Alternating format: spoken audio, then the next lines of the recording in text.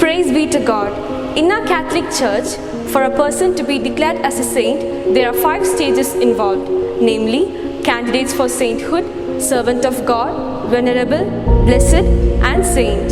Today, I am going to speak about Phelomena Vallayil, who is one of the candidates for sainthood. Phelomena Vallayil was born to Matthew and Mariamma on 23rd December 1880 in Champakulam, Alappuzha district, Kerala. From her very young age, she was impelled to love the Lord with all her heart and give herself to the service of poor and needy.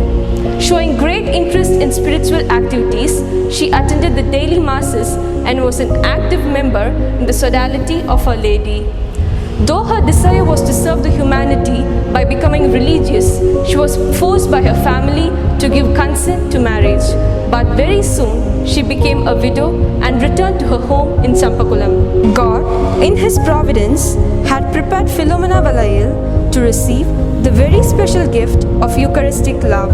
She spent her widowed days at home in silence, solitude, prayer and penance, cherishing and nurturing her desire to dedicate herself to God and His children. The unexpected encounter with Father Thomas Kuriyalasheri at Kallurkad Church opened a new way for her, and it filled her with strength and inspiration.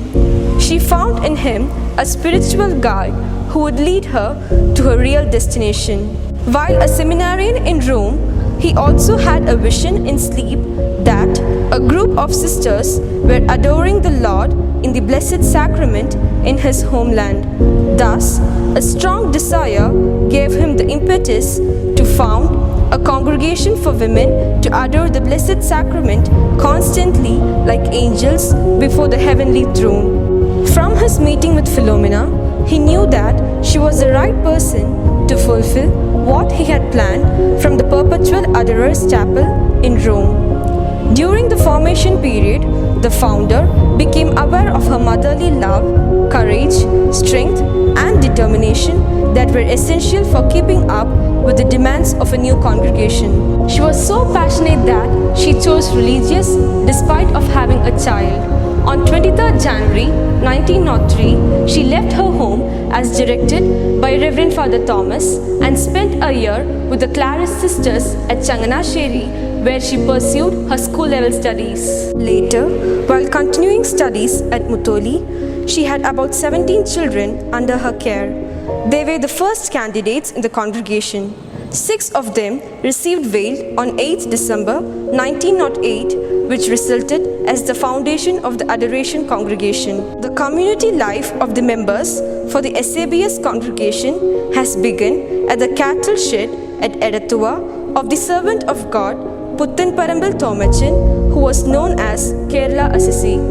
Phelomena Vallayil received the religious name Mary Francesca the Chantal. She was lovingly called Chantalama by the other sisters. The beginning of the first convent was on December 10th, 1908 at Champakulam in the district of Alappuzha, Kerala. Since the founder, Mar Thomas Kuriyalasheri, had to attend the needs of the diocese, the responsibility of starting new schools and colleges were entrusted to Sister Chantal, which she did efficiently. All the first schools and convents of the SABS congregation were erected and started as the result of her hard work and dedication.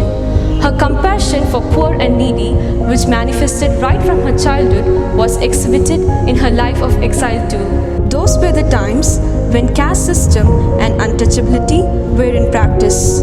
She took great pain in providing them education. She also advocated women education. Mother Chantal had to face many more trials and tribulations, which she silently endured and joyfully accepted to identify herself with the suffering servant of Yahweh. Even when she was rejected by her own sisters, punished by the diocesan authorities, and belittled by the public, she accepted everything with joy to make the Eucharistic Lord known, loved, and adored by all. She spent long hours before the Blessed Sacrament conversing with Jesus, even in the odd hours of the night, even when no one was around. The last days of Mother Chantal witnessed the depth of her physical suffering too. She was called to her eternal abode on 25th May 1972. So, by following the life history of Chantalama, let us also dedicate our lives to fulfill the will of God.